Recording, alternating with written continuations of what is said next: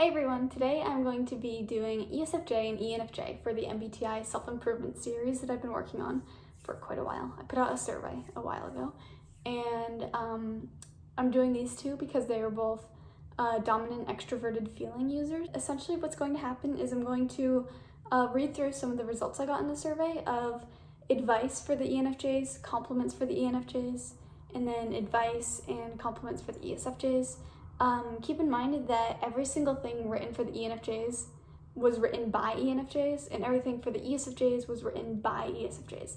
So it's kind of advice and compliments to themselves. Before I begin, what I always do when I make these videos is I give some of my own compliments, not advice, obviously. I'm an INTJ, and I'm not going to give advice to a type that I am not, but I do want to give compliments.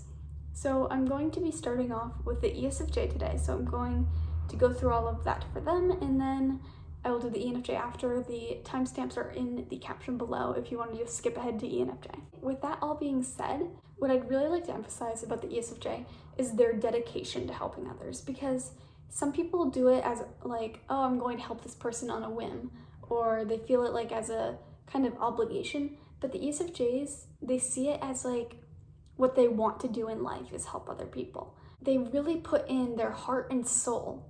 They're so devoted to what they are working on. Even if it's not just helping other people, if it's like school or a club that they're passionate about, if they're the leader of a group, whatever it is that they take on with other people, they are really good at collaborating, they're really good at cooperating, and most of all, you can tell they just love having that duty, and they make it their utmost importance. You can always trust an ESFJ to do the job right, because when they volunteer to do something, they're not going to do it half-heartedly.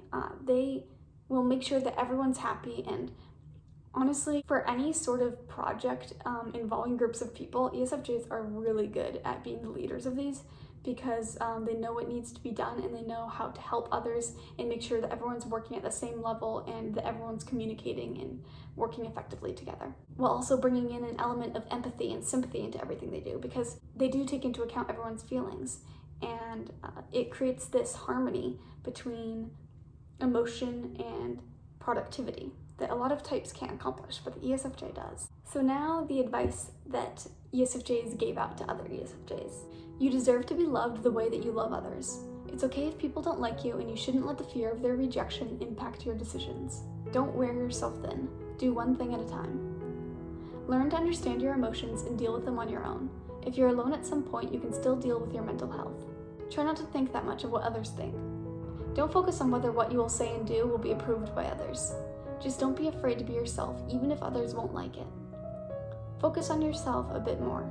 You should be more honest with yourself and accept truth as it is. Don't think too much about things that have already happened. You can't change them. Sorry, I know that was kind of short, but there were not many ESFJ responses to the survey, so we are already on to the compliments. You're so thoughtful. You're the best kind of friend to have. You're so good with people. You put them at ease within moments and make them feel at home. You take care of everyone around you and let them be who they are. All in all, if there's a personality that literally radiates warmth, kindness, love, and happiness, it's you. You're doing your best and people recognize it. You can be a very good friend, and you help whoever asks you to help them. You're worth more than you think. You make everyone around you feel accepted and loved. ESFJs have this warmth about them. They're very welcoming and try to make everyone feel comfortable. They're very practical and love applying solutions to problems and getting that closure from it. They often have a good balance between work and relationships, as well as recognizing social cues and knowing whether someone is feeling off. You're so talented at making people feel comfortable. Okay, now I'm going to continue on to the ENFJs. So my perception of the ENFJs is really just that they exude love. Maybe I'm just biased because my mom is an ENFJ, but I really think that they are the most loving people on this planet, and it's so genuine. Their hearts know no bounds. They have infinite love for all people. The ENFJ is so capable of forgiving and taking the higher road. They really try their hardest to just make people happy all the time. And that's why I feel bad for my ENFJ mom all the time, because I think that she's just always doing things for other people and not nearly enough for herself. But that's what ENFJs do. That's what gives them pure joy, is being selfless for other people and I think that that's honestly what really defines them the most for me, is just their infinite love and compassion for humanity and the world in general. They see it with such an optimistic light, and they're so willing to just put themselves out there and offer that internal love that they have for everything. They just want to let everyone else feel it as well, so the whole world can coexist within that kindness and happiness for life. So thank you, ENFJs, for being very loving people. And now for the advice for ENFJs. Be mindful to not burn yourself out when trying to help everyone. It's perfectly okay to communicate that you're burnt out and you need a break. Look after your mental health. It's okay to take time and be just by yourself and helping yourself rest and heal. Never ever question if you're a bad person. You are not. Love yourself more. Care about yourself as much as you care about the world's problems. Be gentle to yourself, be your own best friend, not worst critic. Try to be as tolerant with yourself as you are with others around you. The airline safety video line of "please put on your own mask before assisting others" is a super important reminder for ENFJs, given that you tend to carry the weight of everyone's burdens and can often lose sight of or neglect your own needs. And in order to keep caring about others, you must make sure to take care of yourselves too. Take time to listen and not jump to conclusions. Take care of yourself. Listen to yourself more. Go to therapy instead of being everyone's therapist. Moving on to the compliments. You're so great with cheering people up, putting a smile on their faces, and giving them determination.